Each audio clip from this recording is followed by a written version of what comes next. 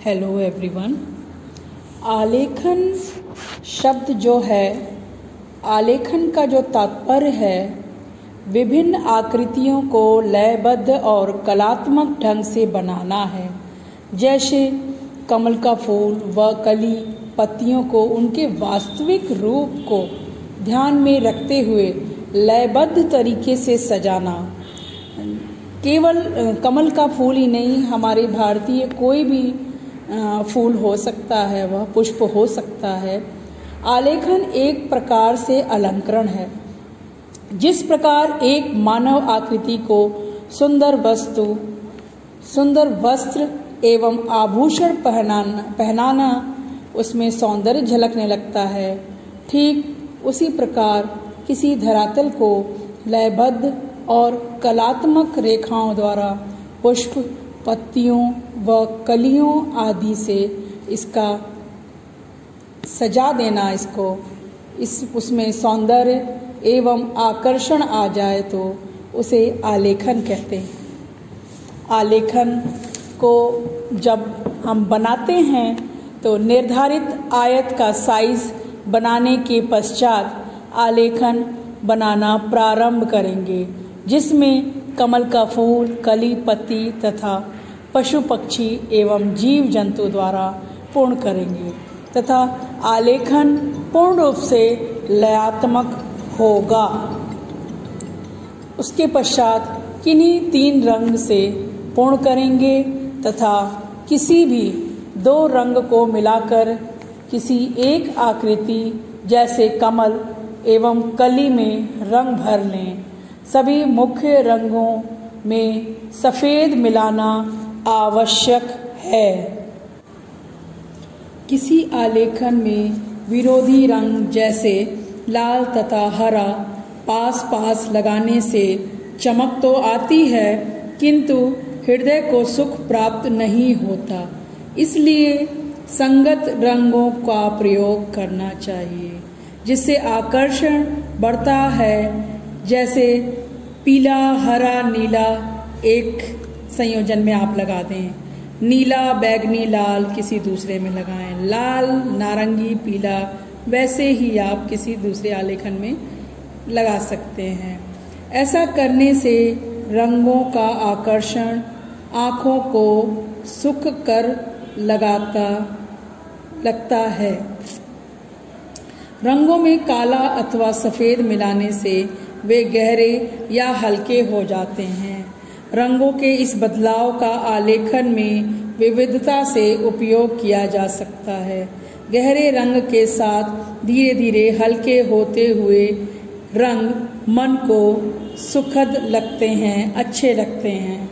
इनमें कहीं कहीं हल्के रंग भी अच्छे लगते हैं। साथ ही कहीं कहीं हल्के रंग के साथ गहरे रंग लगाने से आकर्षण और भी ज़्यादा बढ़ जाता है।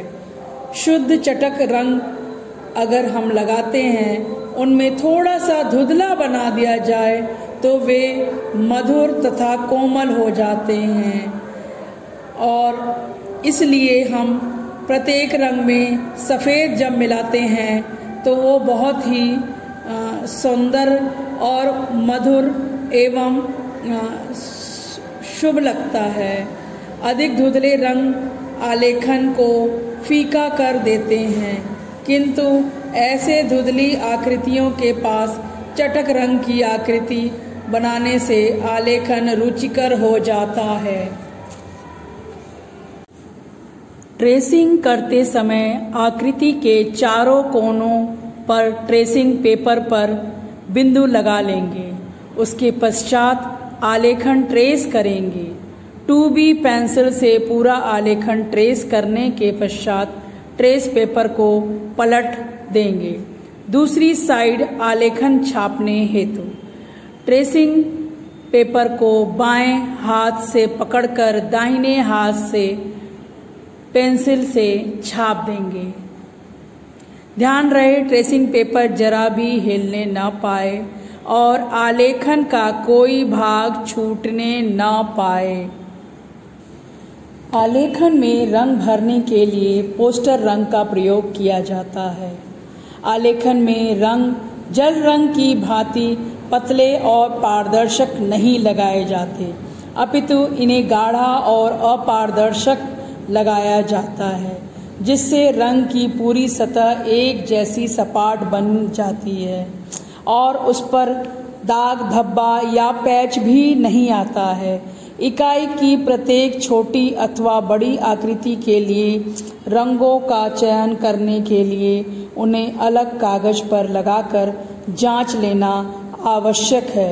आकृतियों के साथ उनकी पृष्ठभूमि के विषय में भी विचार करके रंग का चुनाव करना चाहिए। धरातल को धुंधले रंगने से आकृतियों के रंग चमकदार लगते हैं।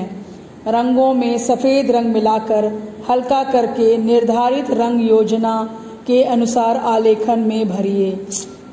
इसके सूखने के बाद कुछ गहरे रंगों से पृष्ठभूमि को पूरा कर लीजिए। यह पृष्ठभूमि आपके आलेखन का धरातल है। यह रंगने की प्रारंभिक क्रिया है। यदि आलेखन प्राकृतिक है तो पत्तियों, फूलों आदि में प्राकृतिक रंग ही भरे जाने चाहिए, और यदि आलेखन साज सज्जा के लिए है अर्थात अलंकारिक है तो उसमें मन को अच्छे लगने वाले कैसे भी रंग भरे जा सकते हैं। पीले, मटमैले, पीले तथा कत्थई बॉर्डर साइन रंग के साथ हल्का आसमानी नीला रंग अच्छा लगता है। इसी प्रकार हल्के रंग गहरे हरे के साथ हल्का लाल रंग ठीक रहता है। नीले हरे नीले के साथ हल्का नारंगी रंग अच्छा प्रभाव देता है तथा बैगनी रंग के साथ विभिन्न शेडों के साथ गुलाबी रंग अच्छे लगते हैं। अलग कागज पर रंगों को बार बार मिलाकर लगाने से रंग योजना चुनने का अभ्यास हो जाता है। आलेखन के लिए रेखांकन करते समय पेंसिल हल्की चलाएं।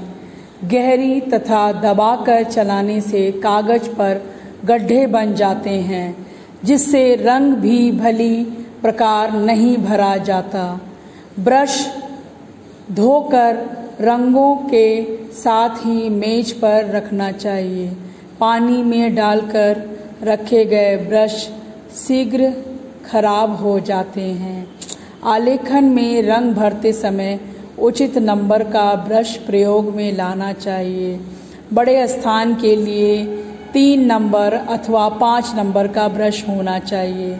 छोटे स्थान के लिए 1 या 2 नंबर का ब्रश होना चाहिए। बाएं रेखाएं करने के लिए 0 नंबर का ब्रश होना चाहिए। आलेखन में जब हम रंग भरते हैं तो रंगों का सिलेक्शन बहुत ही आकर्षक होना चाहिए।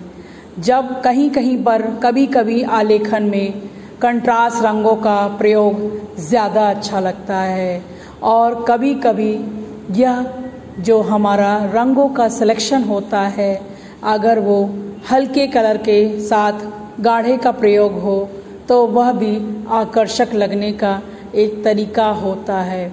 परंतु यह कलाकार पर निर्भर करता है कि उसे किस तरह का रंग पसंद है और उसको प्रयोग किस तरह का रंग करना है और वह क्या दिखाना चाहता है, वह सब कलाकार पर निर्भर करता है।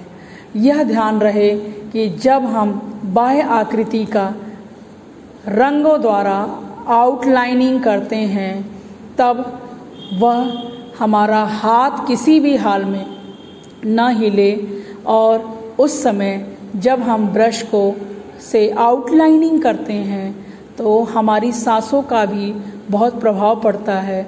उससे हमारी हाथ हिलते हैं और हिलने से वो हमारी आउटलाइनिंग जो हुई होती है वह हिली होती है।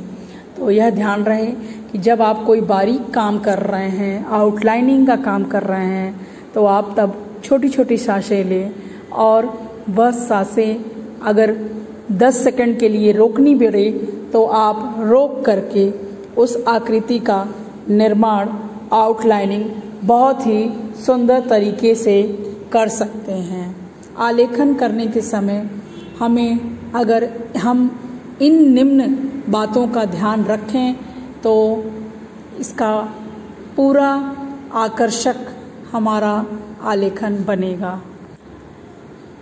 यह जानना जरूरी है कि आलेखन हम हमारे दैनिक जीवन में कहाँ कहाँ हम प्रयोग कर सकते हैं। जब कभी तीज त्यौहार, पूजा पाठ या हमारे कोई साड़ी या कोई टेबल कवर उसको सुसज्जित करना है तो हमें आलेखन की आवश्यकता होती है।